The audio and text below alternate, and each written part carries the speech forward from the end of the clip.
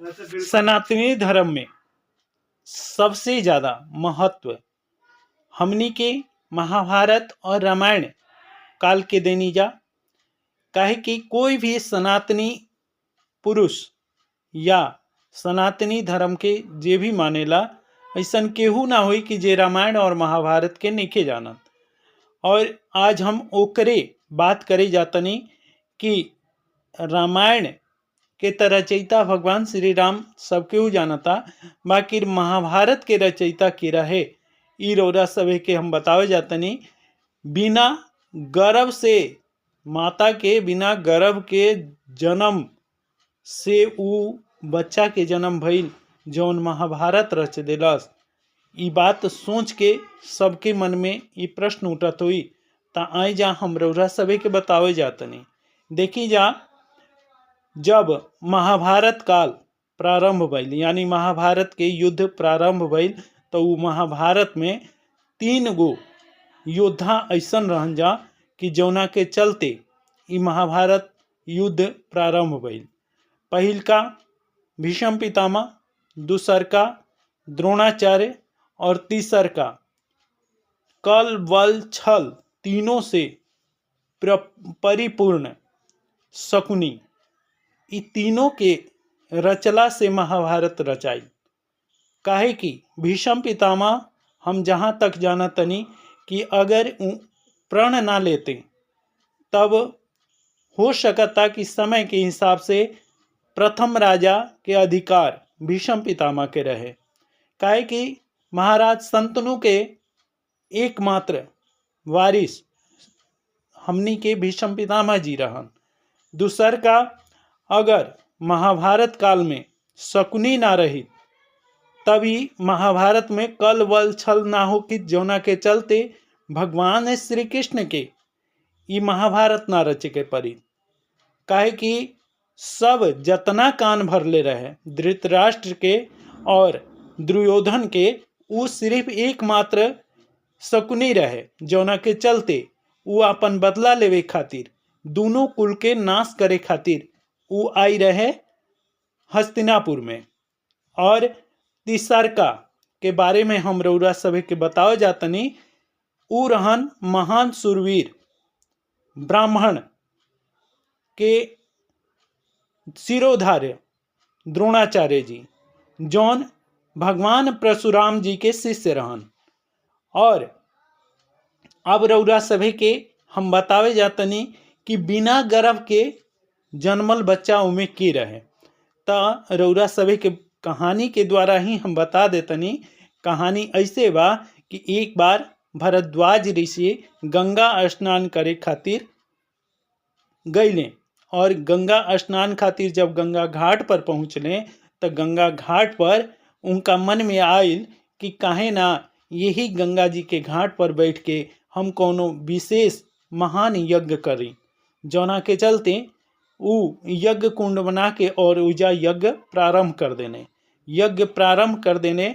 इन्हें यज्ञ प्रारंभ गंगा घाट पर भइल और उन्हें घृताची भी गंगा स्नान खातिर आई रही। घृताची के रहे तो घृताची इंद्र जी के अप्सरा रही और ऊ अति सुंदर, इतना सुंदर रही कि उनका के बहुत लोग यानी बहुत ऋषि लोग के ऊ तप भंग कैले रही। और उहे घृताची जब गंगा स्नान खातिर अली तब उनकर भीजल शरीर के देख के महर्षि भरद्वाज जी के वीर्य खलित हो गई। और वीर्य खलित हो गई तब वीर्य के धरती पर गिरे से रोके खातिर यज्ञ के जौन पात्र रहे उहे यज्ञ के पात्र में वो अपन वीर्य के भरद्वाज जी रोक ले लें। और वही यज्ञ के पात्र से एगो बालक के जन्म भइल। और वो बालक और केहू ना रहे, महाभारत के महान नायक द्रोणाचार्य जी रहन। कुल गुरु तो ना कहल जा सकता, सबके गुरु यानी कि कौरव और पांडव के महान गुरु, अर्ध अस्त्र शस्त्र दोनों चीज के उहे ज्ञाता रहन। काहे कि वो परशुराम जी के शिष्य रहन। और यही चलते हस्तिनापुर में पांडव जी अपन भतीजा के और अपन पुत्र के सब जना के द्रोणाचार्य जी लगे अस्त्र शस्त्र विद्या सीखे खातिर भेजलें।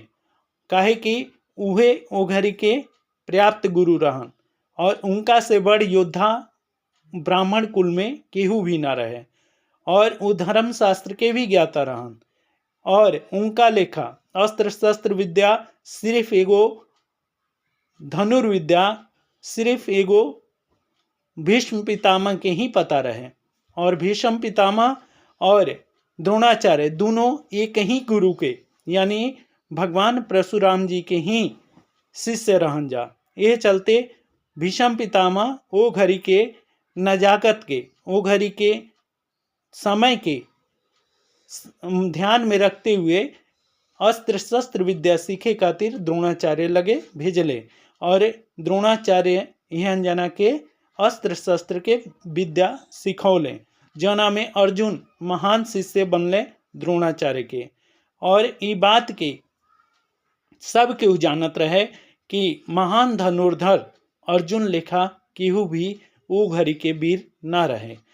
ये चलते भगवान श्री कृष्ण धर्म युद्ध में अर्जुन के सारथी बनले और धर्म के तरफ ही खींच के ले गए पांचों पांडव के और अधर्म के कर्णाधार सबसे पहले शकुनी धैलस जौना के चलते महाभारत रचाइल और महाभारत में ओ घड़ी पहिलका सेनापति बनले भीष्म पितामह जौना के महान धनुर्धर अर्जुन जी से सैया पर संयन करौले यानी कि तीर के सेज बना के और भीष्म पितामह के सुला देले। ओकरा बाद अब दूसर का वीर योद्धा सिर्फ सेनापति बने के लायक रहन तो वो सिर्फ द्रोणाचार्य रहन और ई बात के दुर्योधन जानत रहे और वही चलते दुर्योधन कहलस कि देखी गुरुजी रौरा हम जानत तनी कि कैसा हूँ अगर रौरा युद्ध के निर्णय करम तो वो सिर्फ निर्णय रौरा पांडव खातिर करम। ये चलते हम रौरा से वचन लेवल चाहतनी कि रौरा रोज एगो पांडव के वध करम। ये बात के जब भगवान श्री कृष्ण जी जान गए तब भगवान श्री कृष्ण का काम कैले कि छल से द्रोणाचार्य के वध करौले।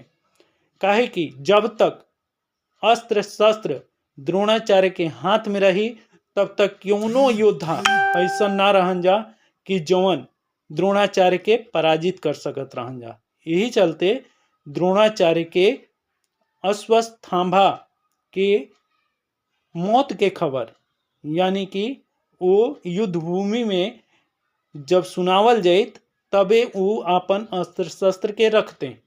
यह चलते भगवान श्री कृष्ण युधिष्ठिर के काहे कि युधिष्ठिर एगो धर्मात्मा रहन और युधिष्ठिर कभी भी अपन जीवन काल में झूठ ना बोला रहन। ये बात के सब केहू जानत रहे कौरव दल में भी और पांडव दल में भी।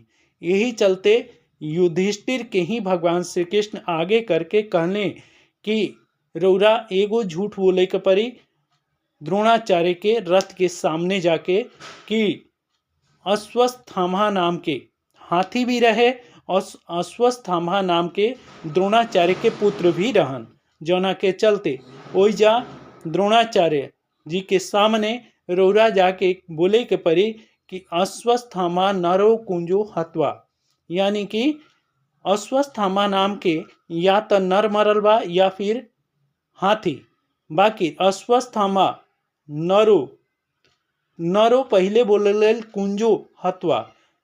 इस चलते ये बात के जब नरो हत्वा उनका सुनाई दिलस और नरो के बाद जब कुंजो हत्वा बोल तब तक शंख फूका गई जना के चलते द्रोणाचार्य के ये पूरा विश्वास हो गई कि हमार पुत्र के वध हो गए और वो शस्त्र के रख दिले और शस्त्र के रखला के बाद फिर एजा देखी कि उनकर वध वही घड़ी कल गई और उनकर वध और केहू ना कैलस राजा द्रुपद के पुत्र धृष्टद्युम्न जवन की द्रौपदी के सगा भाई रहन उनकर वध तलवार से कैले, काहे कि उ अस्त्र शस्त्र रख देले रहन और उ अपन बाप के बदला धृष्टद्युम्न ले ले द्रोणाचार्य जी से, काहे कि द्रोणाचार्य ही उनकर वध कैले रहन।